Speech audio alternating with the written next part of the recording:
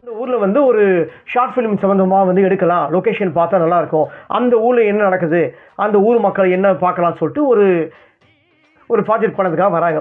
கதாநாயகனோட ஃப்ரெண்ட்ஸுங்க எல்லாருமே. ஏன்னா அவங்க எல்லாமே வந்து பார்த்தீங்கன்னா விஸ்காம் ஸ்டூடெண்ட்டு. ஓகேங்களா? ஸோ வந்து அந்த ஊருக்கு வராங்க. ஆனால் அந்த ஊரில் வந்து இவங்க வரத்துக்கு முன்னாடியே பௌர்ணமி கன்னிப்பெண்ணை வந்து செத்துக்கிட்டே இருப்பாங்க. அதாவது குறிப்பிட்டு அவங்க ஊருக்குள்ளே ஒரு சின்ன ஒரு காடு மாதிரி இருக்கும். அந்த காட்டுக்குள்ளே வந்து போகிறவங்க யாருமே திரும்புறதில்லை.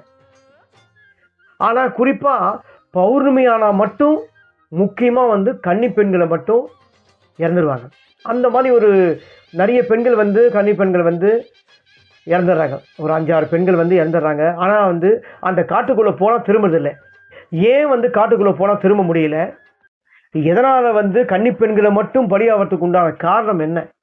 இந்த திரைப்படத்தோட முழு கதையுமே இதுதான். இந்த திரைப்படத்தில்